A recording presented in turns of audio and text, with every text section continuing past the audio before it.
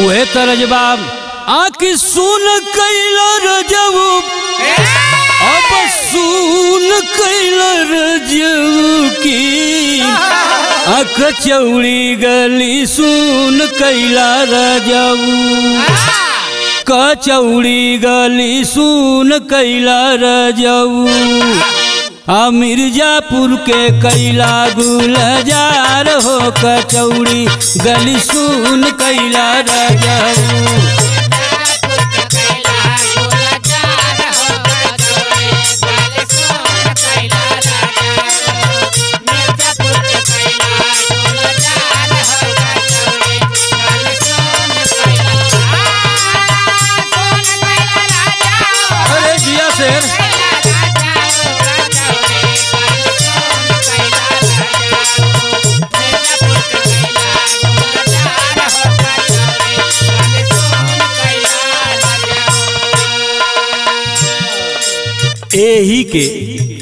एही के तनी सा बदल के आ बोलू अस्ताज गाँव का गाँव कि अरे छू जोई अब है छू जोई सैया जी की आगरी छुआ जाई सैया जी राजाऊ धरऊ सजाए गगरी छुआ जाई राजा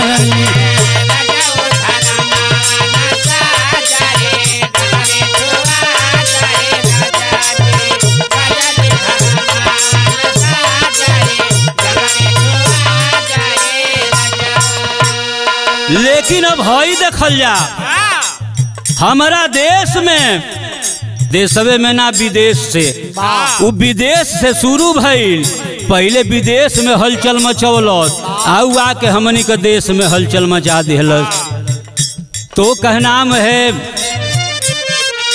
कि अरे आइल बा कोरोना अब आइल बा कोरोना की आज हिया से आइल बा कोरोनावा जहिया से आइल बा कोरोनावा निदियो नया वैरतिया दिनावा जहिया से आइल बा कोरोनावा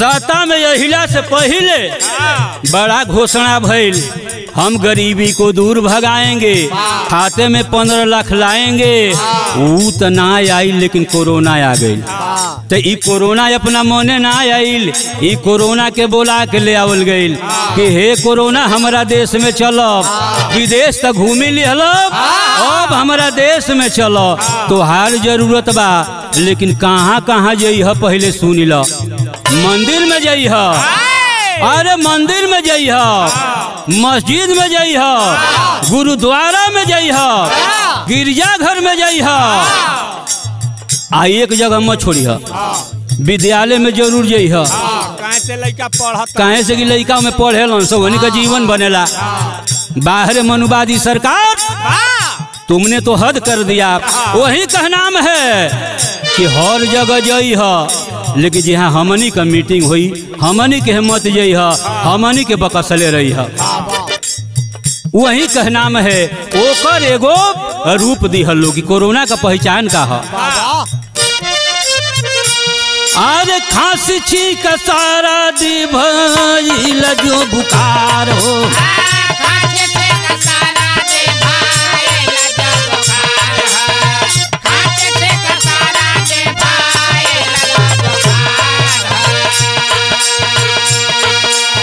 अब रोगी जानी घर से अब रोगी जान घर से अब गाँव परिवार हो की अजहिया से आइल बाको जहिया से आइल बा को अपने लोग हो गई ना बेगानावा। जहिया से आइल बा कोरोनावा अपने लोग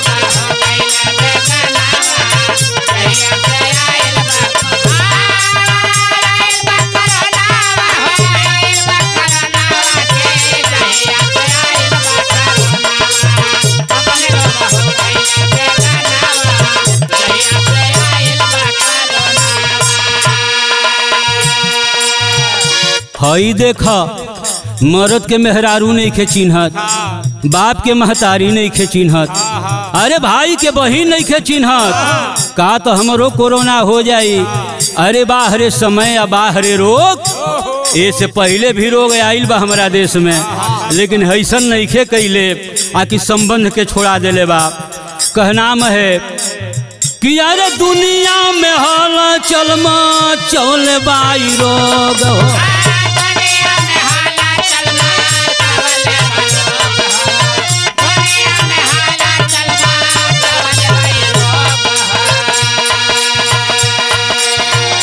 एकरा इलाज खातिर अब एकरा इलाज खातिर नइखे कौन खोज हो की। जहिया से आइल बा जहिया से आइल खेदी खद के मारता ससानावा। जहिया से आइल बा कोरोनावा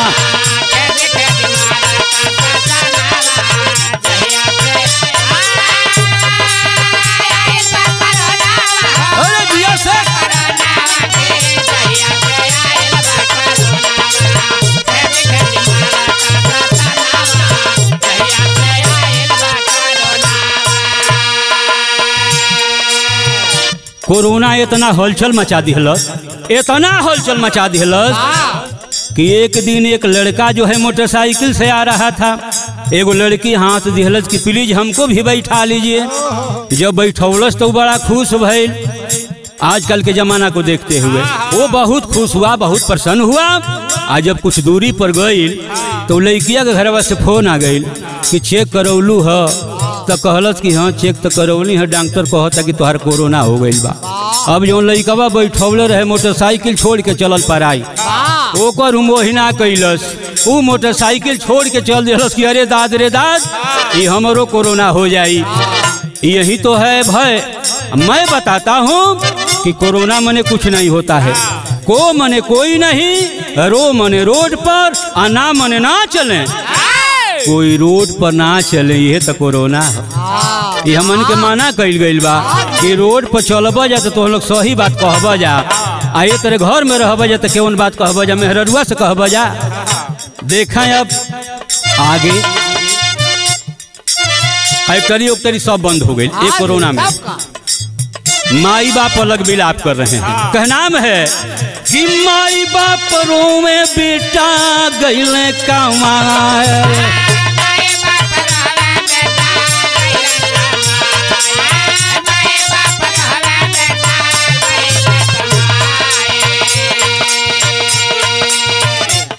अरे शादी विवाह वाला अब गइल घबराए की।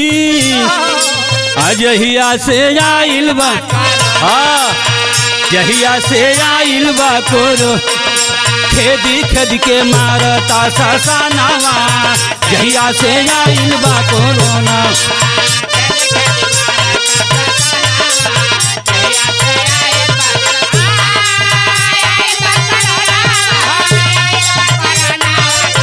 जहिया से आइल बा कोरोना।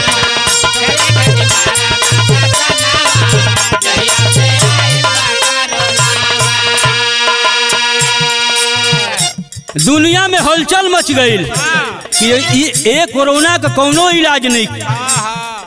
मोदी जी हमारे प्रधानमंत्री जी इसका इलाज भी बता दिए कि आदि मरी गुड़ घी का काढ़ा बना के पिया जाए तो उनका कोरोना ठीक हो जाई। वो समझो तो कि 85 वाला तलन भैसे हवन से हनी का समझ में का आई दवैया के 85 वाला बनौले हवन सब, ये उनका समझ में ना आयल। सुन करके हंसी भरती है। देखें बाबूजी, आप लोग हाथरस हत्याकांड सुने होंगे। एक दलित युवती के साथ जो है बलात्कार किया गया, सामूहिक बलात्कार किया गया और उस आवाज को, उसके खिलाफ आवाज को माननीय मुख्यमंत्री, भूतपूर्व मुख्यमंत्री अखिलेश यादव जी ने अपने समर्थकों के साथ इसका जो है इसका खिलाफ करने के लिए हाथरस में पहुंचते हैं। लेकिन इन सामंतवादियों ने प्रशासन के द्वारा जो है खेदवा करके पिटवाते कि आप सच्चाई नहीं कह सकते हैं। 144 धारा लगा के और जो है उनको खेदवा करके पिटवाते हैं। और कहना है, अब देखें, अरे माई बाप रोवे बेटा गइल कमाए,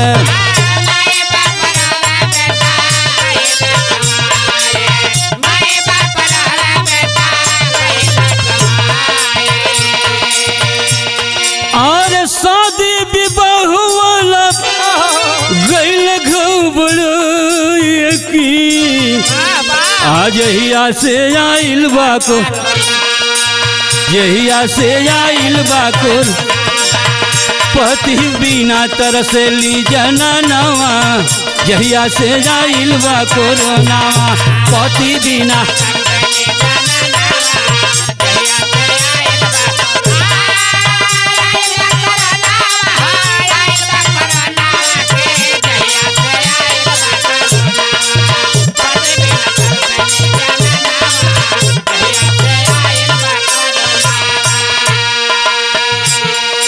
माई बाप अलगे रोवत बा, बेटा परदेश में कमाए गईल, लेकिन अब तक घर वापस ना आयल। हे कोरोना में कौना परिस्थिति में हुई, कौना विषम परिस्थिति में हमार बेटा हुई, माई बाप अलग रो रहे हैं। आज जो सदिया बियाहवा रखले हुवन, आज 6-7 महीना से 8 महीना से साल भर से कुल सामान का जुगाड़ कैले हुवन, वो अलगे पछताता हई। बियाह का तो फेराई गईल, सबसे बड़ दुख भइल कि जब है गवनवा के दिनमा फेरा गईल, ई सबसे दुख हो गईल। है बियाहवा फेरा गईल ठीक बा, लेकिन है गवनवा ना फेराए के चाहत।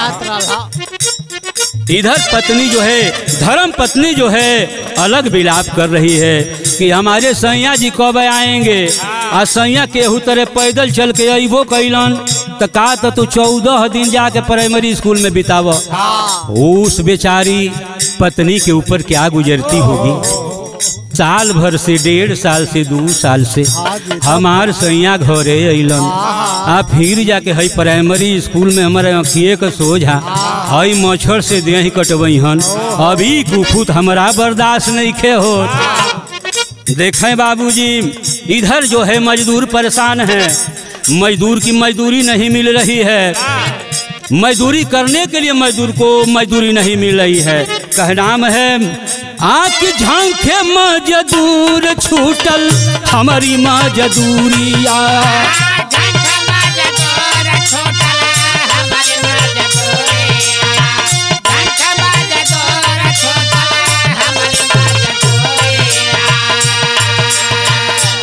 अब गरीबी मुहाल कैलस, अरे रोटी तर करिया की, जहिया से आइल बा,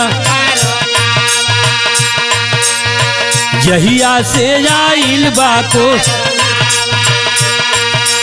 लॉकडाउन मचवलस तूफानावा, जहिया से आइल बा कोरोनावा।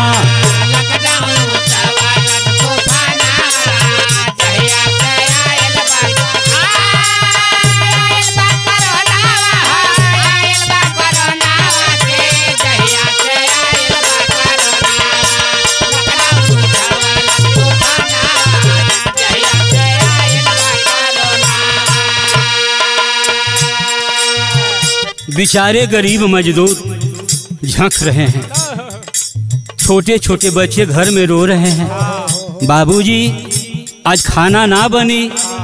कहता है बेटा लॉकडाउन लगल बा, आई लॉकडाउन में कहीं मजदूरी करे के नहीं खे मिलत, यही से खाना ना मिली। एक गिलास ठंडा पानी पी करके सो जाओ, अगले दिन फिर व्यवस्था किया जाएगा। ये हम लोगों की गरीबी है। यदि कोरोना काल में सबसे ज्यादा परेशान है तो किसान परेशान है, गरीब मजदूर परेशान है। आने कुल मिला के कह दें कि 85 के लोग परेशान हैं, कोनो दिक्कत ना नाम। अरे 85 के लोग परेशान हैं, 15 वाले तो आबाद हैं। अब जब ऐसे ठाकर लोग तो कह लो कि कुल अत्याचारवा कहे लगी हम। अब यहनी का कोनो जुगाड़ बना दो तो जुगाड़ का कई लोग कि मुँह कर बंद जानी कुछ तू कहिया।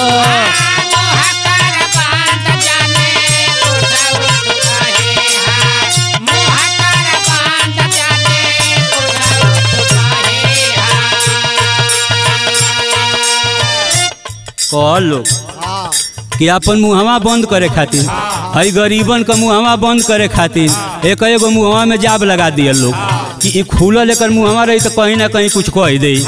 हैं कह लो कि 2 गज की दूरी और मास्क है जरूरी। ये मास्क लगावे के बाद अनिवार्य बा, न तो कोरोना हो जाई।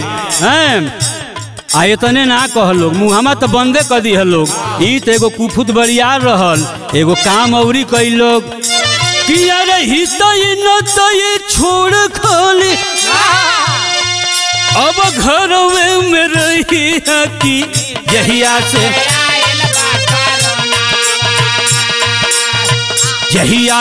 आइल बा घर बनल जेल खानावा जहिया से आइल बा कोरोनावा।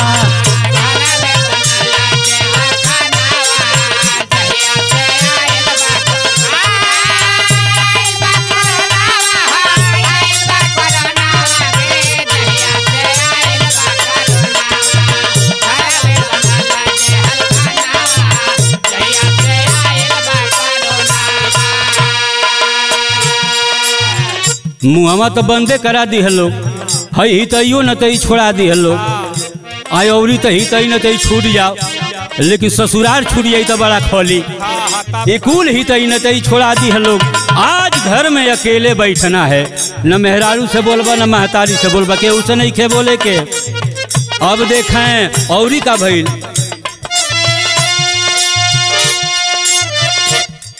अरे मेला बाजार छूटल, अब मेला बाजार छूटल शादी विवाह हो।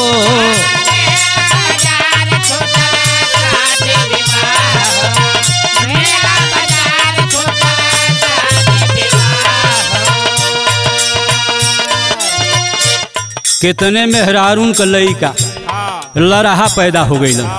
आखिर मेला लगबे ना करी, दुकान खुलबे ना करी तो जिलेबी मिली कहाँ से? बड़ी परेशानी थी। कोई को तो सुरेंद्रा का लइका अरे मेला बाजार छूटल अब शादी विवाह, अरे बजना चोला सब भइले तबाह की अजहिया से जाइल, जहिया से जाइल बा गायक लोग भूल गईल तारा नावा, जहिया से जाइल बा कोरोना।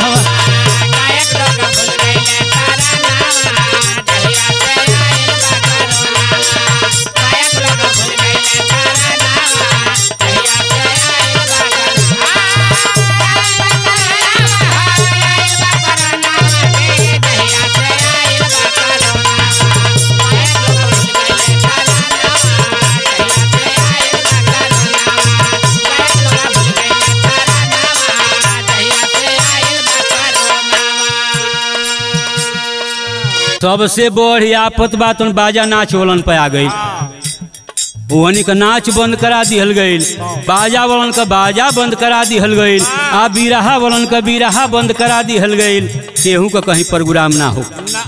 इतनी जो है विषम परिस्थितियों का सामना हम लोगों को उठाना पड़ा। क्या मैं 85 के लोगों से पूछना चाहता हूँ कि क्या आप भी इनको पसंद करते हैं? देखें इतने ना भइल, अरे देशवा विदेशवा भइल बा परेशान हो।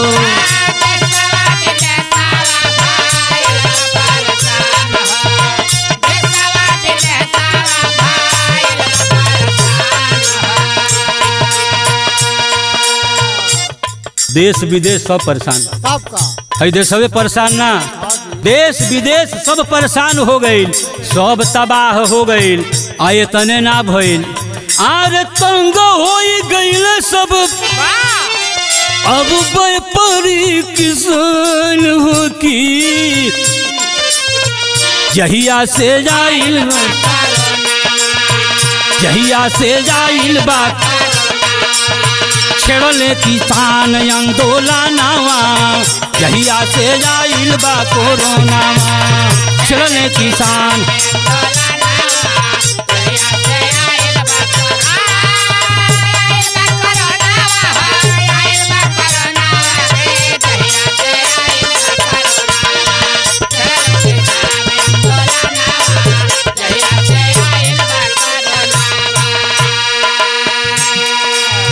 अब ये बतौली हाँ कि ई कोरोना से परेशान के भइल तो गरीब भइल, 85 के लोग हुए और व्यापारी किसान जितने हैं सभी लोग परेशान हो गए।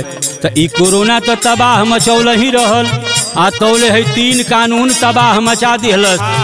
कृषि के 3 कानून, हमारे देश के किसान नौजवान जा करके जो है दिल्ली में गाजीपुर बॉर्डर पड़ता है साथियों, जा करके वहां पर धरना प्रदर्शन कर दिए और कहने लगे कि हे मोदी जी, जब तक आप ये 3 कानून वापस नहीं लेंगे तब तक हम लोग घर नहीं जाएंगे।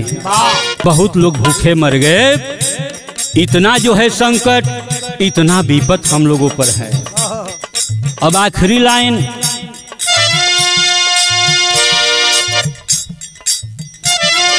अरे जदु गंगाधारी गईले स्वर्ग सिधारी, स्वर्ग सिधारी।